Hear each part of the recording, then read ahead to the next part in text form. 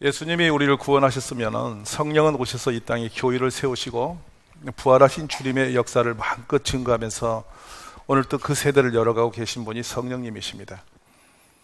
그래서 우리가 이 성령이 없는 신앙이라는 것은 표현이 불가능합니다. 그거는 잘못된 신앙이다. 제가 그렇게 표현할 수 있어요. 성령 없이 교회를 다니는 것은 참으로 어려운 일입니다. 우리 모두가 오늘 성령 강림주를 맞이해서 성령 충만함을 받기를 원합니다. 예수님이 십자가의 그 죽음을 앞에 두시고 제자들과 점점 이별의 시간이 다가오면서 거듭 계속적으로 강조하신 내용이 있어요. 성령을 받으라.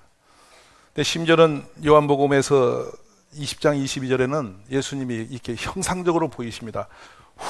숨을 몰아 불어주시면서 성령을 받으라 이렇게 말씀하세요. 그러니까 숨을 내쉬며 성령을 받으라는 것은 성령이 어떤 모습으로 어떤 형체로 오는지를 설명하신 것 같은데요. 바람, 영의 바람이 임하시는 것을 그렇게 보이지 않았냐 이렇게 생각이 들어요. 어쨌든 우리 주님이 그토록 이 지상의 사역을 마치면서 제자들에게 주고 싶었던 성령은 반드시라는 어떤 의미를 주님이 주진 않았지만은 저는 성경 전체 맥에서 볼 때 반드시 성령을 받아야 한다 이렇게 생각합니다. 성령이 받음의 유형은 참 다양하지만은 왜 예수님은 그토록 성령에 대해서 강조를 하셨느냐 하는 부분을 제가 잠깐 드린다면 이렇습니다. 교회에 나오면 우리가 우리 주님의 모습과 형상으로 변화를 일으켜야 되는데요. 왜냐? 우리가 이미 죄로 인해서 망가져서 거듭남이 없으면 우리들을 옛사람이라 하는데 자연인 그태로는 우리 하나님께 영광을 돌릴 수가 없습니다. 우리가 고상한 인격을 가지고 많은 지성의 역사를 달려와서 나름대로 옳은 길, 선한 길 걷겠다고 몸부림했지만은 성령의 은혜 없이는 온전히 되는 방법이 없습니다. 제가 오래전에 한 사건이 기억이 나는데 이 참 대단히 인격적으로 훌륭하신 어르신을 이렇게 모시고 우리 아이들에게 공부를 좀 도움을 주기 위해서 모셨는데 이 어르신이 전혀 교회를 모르시는 분이었어요. 그 어느 날 이제 저와 인적 관계를 맺어가면서 제가 전하는 것은 예수 그리스도니까 결국에는 미안해서 인간적 관계 때문에 교회로 오셨어요. 근데 오셔서 예배 드리면요, 앉으면서 눈을 감고 앉아 계세요. 거룩하게. 그리고 끝나면 눈 뜨고 나가시는 거예요. 그래서 어느 날 제가 만나서 말씀을 드렸죠. 설교는 눈 뜨고 들어야지 감고 들으시면 예의가 아닙니다. 인격이 훌륭하신 어르신이 눈을 감고 계시면 안 되지 않습니까? 하고 제가 이제 사정 얘기를 드렸어요. 그때 그러면 눈 뜨고 듣겠다고. 얘가 이제 예배 시간 오면 눈을 부릅뜨고 저를 노려보시는 거예요. 그러니까 저하고 둘이 대화를 했으니까 얼마나 재밌어요. 설교를 하면서 그분의 이제 모습을 보고 대화하는 거예요. 근데 뭐 도무지 못 알아듣는 말인데, 당신은 처음 오셨으니 못 알아듣는 말인데 이제 눈을 뜨고 봐야 되니까 시선을 집중하여 둘이 이제 자꾸만 보다 보니까 저도 이제 설교를 하면서 여러 번 볼 때 주로 그 어르신 얼굴을 자꾸 보게 되지 않습니까? 근데 어느 날 집으로 한번 오라고 그래서 찾아뵈었어요. 대구로 갔더니 교회 주보로 벽에 도배를 했어요. 앞뒷장을 다 이렇게 쫙 도배해 가고 계세요. 그래서 제가 놀라서 왜 이렇게 하시냐 그랬더니 이 기념을 하기 위해서, 교회에 내가 다니는 날을 기념하기 위해서 하고 한편은 또 이렇게 쌓고 계속 쫙 정리를 하고 계세요. 제가 깜짝 놀랐죠. 그래서 저한테 이런 말씀해요. 내가 나름 인격적으로나 세상적으로 참 잘 살겠다고 살았는데 교회 나가서 예배를 드리다가 내가 깜짝 놀랐다고. 내가 그동안 가면을 쓰고 산 기분이다고. 내가 껍데기를 입고 속에 숨어 사는 것 같다고. 그런 표현하면서 하염없이 우세요. 왜 그러냐 했더니 내가 공부했다고 뭐가 됐다고 하면서 했던 모든 것은 속과 겉이 다른 길을 걸었는데 이제 교회 가서 말씀을 듣고 갑자기 마음에서 울컥하면서 눈물이 나면서 변화가 됐는데 느껴보니까 내가 겉과 속이 다른 이중적인 사람이었다고. 이제 잘못 산 것을 돌이켜보니 그렇게 지난날이 후회스럽고 미안하다고 이런 말씀하세요. 자, 여러분 누가 일을 하셨을까요? 평생을 60이 넘도록 학문을 연구하시고 또 이렇게 많은 사람을 가르치는 길에 서셨고 많은 이들에게 박수받고 존경받는 분이신데 겉으로 다 갖춰져서 사람들에게 대화를 하고 그렇게 관계를 맺어왔는데 교회에서 정말 어느 날 이 예배를 통해서 주신 하나님 은혜가 임하니까 내면의 자신의 모습이 얼마나 포장되고 가려져 있는지를 그때 깨닫게 되고, 이제 속에 있는 내가 정말 진실한 겉과 속이 같은 사람 되겠다는 것을 깨닫게 되신 거예요. 그러면서 내가 60평생을 잘못 살았어. 이 말씀이 큰 충격으로 왔어요. 역시 우리 하나님이 아니면 우리를 바꿔낼 수 있는 방법이 없구나.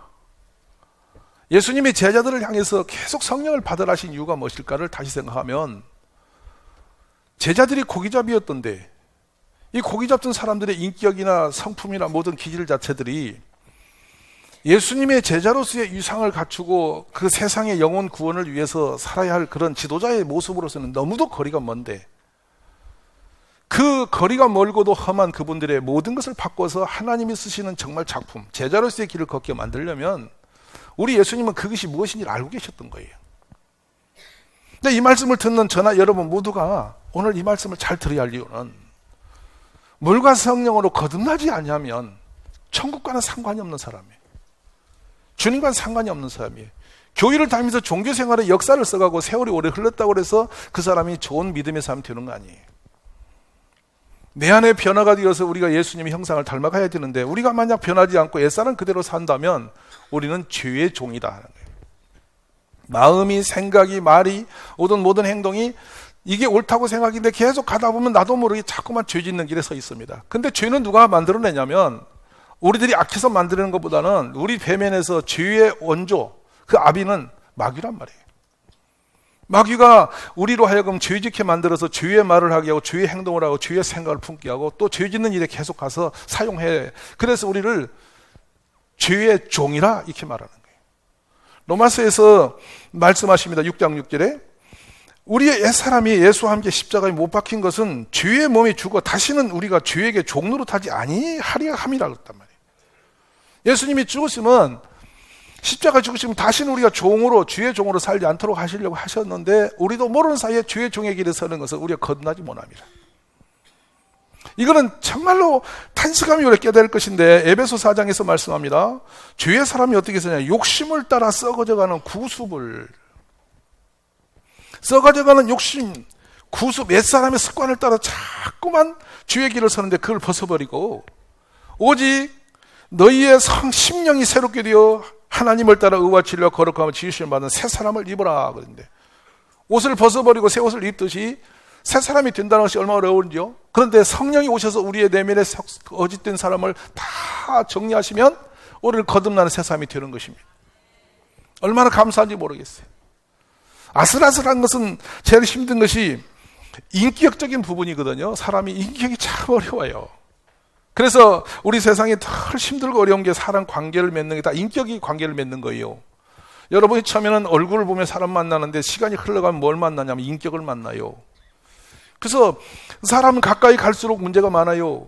저 숲을 멀리서 보면 아름다운 동산인데 가까이 가면 막 문제가 있는 것처럼 사람만큼 문제 많은 존재가 없어요.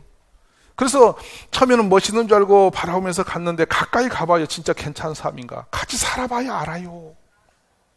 안 살아보면 몰라요. 교회에서도 저 멀리 계실 때는 몰라요. 이렇게 지나가면서 할렐루야 할 때는 몰라요. 같이 살아봐야 알아요. 제 말 아십니까?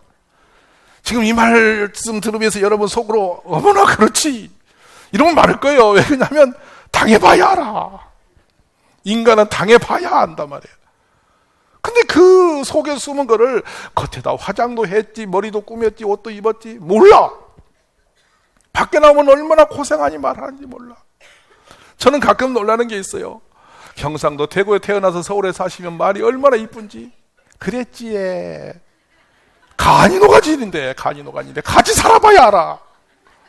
진짜 그런 분인지. 겉과 속이 너무도 거리가 많고 우리는 너무나 질성이 많아서 거듭나고 변화되지 않으면 내면의 속사람을 감당할 수가 없어요. 늘 부끄럽고 죄송한 거는 이 성품적 문제, 교회 문제 때문에 참으로 실패를 많이 해서 책을 많이 읽었습니다. 저도 많이 읽었어요. 성품에 대한 책, 인격에 대한 책, 대인관계에 대한 책 무지 많이 읽었어요. 근데 막상 나가면 또 깨져요. 또 터져요. 감당이 안 돼요. 그런데 조금이라도 변화돼서 지금 이렇게라도 겨우겨우 살아가는 건데요. 겨우겨우 유지하고 사는 것이 뭐니? 돌아보니 성령 받은 다음에 변했어. 제가 알아. 조금 변한 걸 알아. 그 기질이 좀 죽었어. 못된 각이 좀 찍어 나갔어요. 그래서 보니까 석수장이한테 가보시면 압니다. 돌이 퉁글퉁한 돌을 팍 갈아내죠. 막 먼지가 나고 야단법석이 납니다. 막 그런데 갈아내듯이 성령께서 오셔서 우리의 모나고 잘못된 걸 다 갈아내셔서 새롭게 빚어놓으신 거예요. 그토록 많이 울고 그토록 변했는데 아직도 찌꺼기 남아있지만 많이 바뀌어졌어요. 많이 텀이 늦어졌어요. 10번 뒤집어일 걸 한 번 뒤집고. 이 말 이해가 되시는 분? 큰 소리 지르고 뛰어나갈 것을 지금 잘 참기도 하고 그래요. 가끔 보면 누가 놀래냐면 본인이 놀래죠. 너 좀 사람 되어가는구나. 근데 보니까 누구의 은혜입니까? 하나님의 은혜예요. 이것이 바로 성령의 역사세요. 주의 성령이 오셔서 우리의 내면의 속사람을 살금살금 아니라 한 번에 확 만져서 바꿔놓으셔요. 오늘 여러분이 그렇게 변화가 있기를 간절히 원해요. 성령을 사모하셔서 내 삶에 새로운 역사 일어나기를 기도하시기를 원합니다. 물과 성령으로 새 사람이 되면 누가 좋냐? 본인이 행복해요. 모든 세상이 다 변화되니까요. 그 변화됨의 기쁨은 누가 어디다 표현이 불가능합니다. 오늘 새 사람이 되어지는 역사가 있기를 간절히 원합니다. 둘째로 이 성령이 오시고 나면 인생의 목적성이 분명해져요. 우리의 목적은 뭐냐? 돈 좀 버리고 세상에서 출세 좀 하고 사는 것이 인생인 줄 알고 막 허덕이고 사는데요. 성령이 오시면 딱 하나로 정리를 끝내세요. 모든 게 헛되다 그래요. 별 의미 없어요. 오직 하나만 딱 보게 하세요. 예수 그리스도만 보게 하세요. 그 예수님만 증거하게 만들어요. 그러니까 집에 있든 어디 있든지 어디서 뭘 하든지 때를 어떤 못 하든 간에 우리는 오직 예수님만 자랑하는 사람이 되어져 있어요. 요즘에 종종 제가 보면서 재밌는 걸 보면요. 나이 드신 어르신들의 휴대폰을 이렇게 잠깐 들여다보면 전부 다 손자, 손녀 사진으로 가득해요. 본인도 없어지고 남편도 사라졌어요. 부인도 사라졌어요. 다 사라졌어요. 그 손자 얼굴만 뜨는 거예요. 혹시 그런 분 자수해 보세요. 아마 지금 휴대폰 조사해 보면 거짓말 그럴 거예요. 애들 사진만 다 나와 돌아다니고 있고 본인들은 다 지워진 지 옛날이 됐어요. 그래가지고 그 자랑을 하는데 손자, 손녀 말이 나오면 자다가도 인납니다. 얼마나 자랑할 거리가 많은지. 거기다가 별의별 걸 다 담고 다니고 여러분이 아무리 좋은 걸 다 선물해도 손자한테 얻어드릴 게 없어요. 근데 우리가 누구냐? 예수님을 자랑하면, 예수님을 증거하고 자랑하면 하늘의 복을 받고 하나님 우리 얼마나 기뻐하시는지 모릅니다. 그런 내 삶이 하늘에 상급이 쌓이고 영혼을 살리는 것보다 더 존귀한 일이 있다는 게 없으니 여러분이 어디 가든지 예수님을 자꾸 자랑하는 사람이 되셔야 되겠는데 설교 들을 때는 그래야 되겠는데 나가면 창피하고 나가면 자랑할 것이 하나도 없어요. 증인은 자기가 경험된 게 있어야 될 텐데 그 증인이 경험이 없어요. 근데 누가 경험시키냐? 우리 성령께서 하시는 거예요. 성령이 오시면 나도 모르는 사이에 막 그냥 예수님이 자랑스러워지고 너무 좋아서 막 가서 소개하고 싶은 마음이 일어나는 거예요. 바로 예수님이 성령을 제자들에게 부어주실 이유가 여기 있는 거예요. 이 모자란 사람들이 두려움에 빠져 있고 열등감에 빠져 있고 성품이 기질도 그렇고 제자들이 보면 온전한 사람 별로 없잖아요. 그런데 그 배신하고 금방 변질되고 막 이런 사람들이에요. 성경을 보면 그들이 나중에 마가의 다락방에 성령 받고 나서는 용감한 사람이 됐어요. 그래 길에 나가서 막 소리를 치면서 예수님을 증거하고 막 매를 맞고 막 혼을 나면은 오히려 그걸 더 기쁨으로 여기고 우리가 사람 말 듣는 게 옳으냐? 하나님이 시킨 거 해 옳지 막 이러면서 뛰어나가서 막 복음 전하고 이런 사람이 됐어요. 전혀 학교에서나 인간적인 훈련과 교육으로는 불가능한 일이 그들 속에 일어난 거예요. 이게 누가 하신 일이라고 여러분? 크게요. 누가 하신 일이에요? 성령이 하신 일이에요. 오늘 이 성령께서 우리에게도 오셔서 그런 일을 하게 하실 줄을 저는 믿습니다. 우리 모두에게 성령이 오셔서 진짜 나의 자랑은 우리 예수님밖에 없다. 이렇게 소리치며 나갈 수 있는 그런 역사를 이루시기를 간절히 소망합니다. 셋째로 우리 성령이 오시면 어떤 게 오느냐? 우리의 능력과 우리의 지혜로는 우리가 저 세상 속에 있는 사람을 구원시키는 방법이 없어요. 마태복음 12장 29절에 말씀합니다. 사람이 먼저 강한 자를 결박하지 않고서야 어떻게 그 강한 자의 집에 들어가 그 세간을 강탈하겠느냐? 결박한 후에야 그 집을 강탈하리라. 모든 세상 사람이 어떤 영에 붙잡혀 있는 것을 설명하신 거죠. 근데 그 영에 붙잡힌 사람을 우리가 건져내기 위해서는 그 영을 압도할 수 있는 능력이 없이는 불가능하다. 예수님이 이걸 아신 거죠. 그래서 제자들에게 성령 받기를 원하시면서 위로부터 능력으로 입혀질 때까지 이 성에 머물러 있으라 그랬단 말이에요. 아멘이세요? 제자들이 이 말씀을 듣고 마가다라에 엎드려서 위로부터 능력 받기까지 계속 엎드려 기도를 한 거예요. 그랬더니 주께서 임재하신 거예요. 오늘 성령을 받기를 사모하신 여러분, 때로 그렇게 생각합니다. 성령은 나하고 상관이 없나 봐. 나는 이상하니 안 맞아. 이상하니 나는 어떻게 성령이 안 오신지 모르겠어. 이렇게 하시는 분 계세요. 근데 안심하십시오. 저는 7년이 넘도록 못 만났어요. 그래 나중에는 어거지로 금식하고 단식하고 배를 쇼를 다니는데 더 안 만나지고, 단식하고 금식할수록 더 도끼가 올라와요. 은혜가 임하는 게 더 도끼가 올라가지고 더 율법이 되고 사람이 더 희한하게 변했어요. 근데 어느 날 갑자기 오시더라고. 그게 성령은 애고장이 없어요. 갑자기 오세요, 어느 날. 그러니까 여러분, 비가 언제 올지 모르지만 뛰다니다 보면 비 올 날이 있어. 저는 그렇게 생각하는 거예요. 열심으로 은혜 받는 곳에 다니다 보면 어느 날 갑자기 성령이 오시는 것입니다. 그 만남의 때는 우리가 몰라요. 주님이 어느 날 오세요. 그래서 새벽에 오시는 분도 계시고, 어느 분은 막 그 동네에서 모임에서 오시기도 하고, 예배 시간에 오시기도 하고, 다양한 방법으로 임재하세요. 오늘 이 성령 강림주일에 여러분 앞에 그런 축복이 있기를 원합니다. 그래서 성령이 갑자기 오시는데, 오시면 어떤 일이냐? 제일 먼저 나타나는 게 성령의 증거가 나오죠. 우리 주님이 영이 오시면 그냥 조용히 왔다 사라진 게 아닙니다. 대다수 많은 분들이 오신 내용들이 보면은 우리에게 이런 표현하십니다. 어떤 사람에게는 한 성령으로 병 고치는 은사를, 능력 행함을, 애언함을, 영 분별함을, 방언 말함을, 방언을 통역함을, 한 성령께서 이렇게 다양한 은사를 주시면서 어떤 사람은 봉사할 마음을, 어떤 사람은 가서 이렇게 증인으로서 뛰어나가서 예수님 증거할 마음을 끝없이 부어주시는데, 다양한 방변의 은사들이 내게 임하게 되시는 거예요. 이것이 능력의 표적이 됩니다. 이 은사를 받아서 우리가 잘못 간 것은, 이 은사가 내 자랑인 줄 알고 내가 뭐 신령한 사람인 줄 알고 그 은사 붙들고 딴짓하다가 이기가 많아요. 오직 성령이 임재하시면 주님을 자랑하라고 주시는 거예요. 여러분이 방언을 말합니까? 그런 방언으로 더 많은 기도를 하면서 더 많은 은혜를 받아서 더 많이 전도할 수 있는 사람이 되시기 원해요. 여러분 역시 통변할 수가 있습니까? 그 통변을 가지고 이상하니 눈 감았다 점쟁이짓 하지 마시고, 그 통변의 은사를 가지고 누구를 만나 예수님을 더 심게 증거하셔야 돼요. 여러분이 병 고치는 은혜가 있습니까? 그렇다면 그 병 고치는 은혜를 가지고 가서 예수님을 증거하는 사람이 되셔야지. 안 믿는 일을 만나서 예수님을 증거하는 사람이 되셔야 되는 거예요. 그것이 바로 우리 예수님이 우리의 능력을 주신 이유인 것입니다. 그래서 여러분이 알다시피 베드로 사도와 요한 사도는 미문이 앉아있는 안진뱅이를 보면서 은과 금은 내게 없거니와 내게 있는 것 곧 내게 주노니 곧 내게 있는 나사렛 예수 그 이름으로 일어나 걸으라 그랬단 말이에요.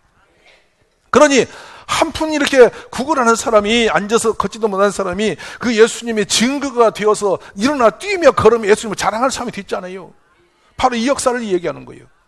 우리가 은사를 구하되 반드시 주실 줄로 믿습니다. 주신 은사를 가지고 우리는 증인의 길에 서는 것입니다. 이 길에 서지 않으면 그 받은 은사가 재앙이 되고 화가 될 수 있습니다. 우리 주님이 이 성령 강림절에 바로 주시는 그 약속의 말씀이 있습니다. 사도행 1장 8절인데 오직 성령이 너희에게 임하시면 너희가 뭘 받냐? 권능을 받고. 이게 은사의 능력이에요. 받고 나면 예루살렘 온 유대와 사마리아 땅까지 이르러 내 증인이 된다. 다시 말씀을 드리면 성령을 받지 않으면 권능이 없고 증인이 될 수 없음이에요. 그럼 우리 모두는 오늘 이 시간에 주의 성령 받기를 사모함 있기를 간절히 원합니다.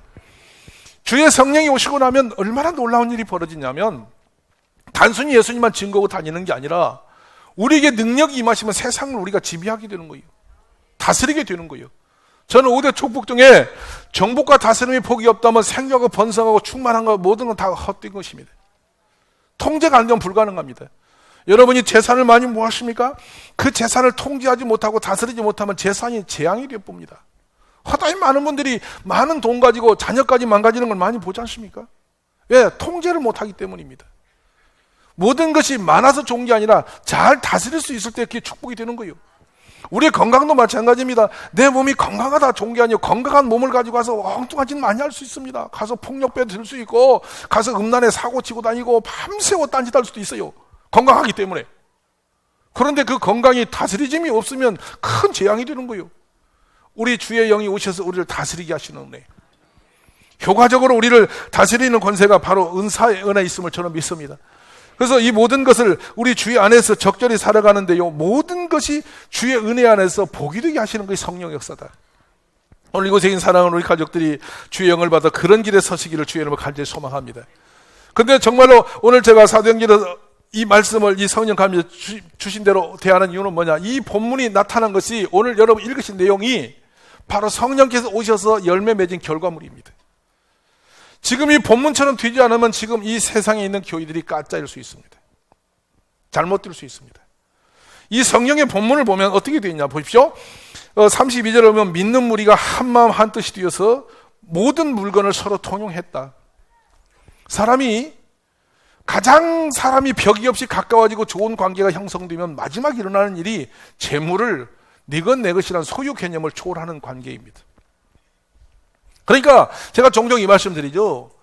부부 간에도 요즘에 뭐 결혼식 하면서부터 재산을 나눠가지고 이건 네 것 내 것 이런다는데 그건 부부가 아니에요. 돈이 나눠지면 부부가 아닙니다. 부부는 돈 계산이 없어요. 그러니까 부인들이 요즘에 이렇게 살잖아요. 네 것 내 것 내 것 내 것. 그러면 여기 많이 계시잖아요. 돈은 남편이 벌고 다 내고. 그래서 남편이 절대 그거 갖고 시비를 안 걸어요. 기분 좋을 때는. 부인도 마찬가지예요. 평생 열심히 노력을 해서 자기 몫을 생각지도 않고 막 살다가 언제 이게 나눠지냐면 이혼하자고 하면 돈 계산이 들어가. 주부의 하루는 얼마짜리냐. 이래가지고 가서 대사를 대고 이렇게 하는 거예요. 그러니까 봐요. 결혼할 때는 돈 계산이 없다가 이혼할 때는 계산이 나오잖아요. 제 말 말씀이 틀리십니까? 그게 얼마나 신비로운지 모르는데 이 초대교회를 보면은 돈의 계산의 벽이 없어졌어요. 당신 거 내 거 이 재산 벽이 없어졌어요. 교회가 교회 되어지면 바로 이 문제가 생깁니다. 내 소유를 내 것이라 움켜쥐고 뭐 나만 이것이고 내 건 네 것이고 이걸 갖다 따지지 않습니다. 그냥 주면서 기쁘고 나누면서 행복한 관계가 되는 것이 교회입니다. 성령이 오셔서 얼마나 놀라운 일이 벌어졌습니까? 한마음 한뜻이 되어서 재물의 벽까지 완전히 무너뜨린 것. 이게 진정한 교회입니다. 그러니까 현재판 교회는 성령께서 말씀해 주시고 우리 예수님이 만들으신 교회와 너무나 거리가 먼 거예요. 뭔가 모조품된 거예요. 진정한 교회는 재산의 벽이 없고 마음의 벽이 없고 뜻과 생각의 벽이 없어요. 오직 이 사람들은 뭐냐? 이거는 마음을 모아서 우리 오직 주님께 영광 돌리고 예수님을 증거하는 곳에만 딱 마음이 집중되진 그런 공동체가 되어져 쓴 것입니다. 이렇게 말씀을 던지면 여러분이 불안할 거예요. 큰일 났구나 생각할 거예요. 전혀 그렇지 않아요. 그렇게 살아갈 때 주께서 많은 은혜를 주시는데 33절 한번 보세요. 어찌 하시는지.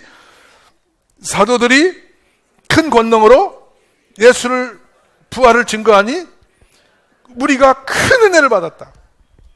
은혜가 넘치면요 모든 게 풍성해져요. 이걸 이해하시기 바랍니다. 단비가 내리면 온 세상이 지상이 모든 게 풍성해지듯이 하나님의 은혜가 우리 영혼 속에 임하면 우리가 막 풍성해지는 거예요. 우리가 그런 축복의 주인공이 되시기를 간절히 원합니다. 그래 풍성해지고 나니까 어떤 일이 벌어집니까? 자꾸 헌신하고 싶고 나눠주고 싶고 주는 길이 짚어지는 거예요. 이게 교회의 교회됨입니다. 저는 오늘날 우리 교회들이 이렇게 새로워지는 역사를 경험할 수 있게 원합니다. 근데 그 사람끼리 만들어 작품을 하는 것이 아니고 주의 영이 오시면 일어나는 일이라는 거죠. 그래서 결론적으로 저는 생각합니다. 지금 이 시대의 모든 성도님들에게 하나님께서 큰 은혜 주셔서 우리 가슴에 은혜가 충만해지고 풍성한 성령으로 말미암아 내면의 사람이 속사람이 변화되고 그래 거듭남의 기쁨이 충만해질 뿐만 아니라 예수님을 증거하는 증인들이 많아지기를 간절히 원하고 우리 가운데 있는 모든 벽들이 무너지는 역사 있기 원합니다. 교회에 들어오면요 이 사람은 이래 싫고 저 사람은 저래 싫고 저 사람은 저래서 믿고 저 사람은 틀렸고 이 사람 옳고 막 이런 게 얼마나 많은지 몰라요. 근데 여러분 우리 은혜가 임하면 옳고 그렇고 저것이 저 사람이 선하고 악하고 이런 게 다 없어져 보여요. 허단 허물이 다 안 보여. 그러나 딱 한 마음이 딱 돼요. 사랑이란 이름으로 다 덮어버리는 거예요.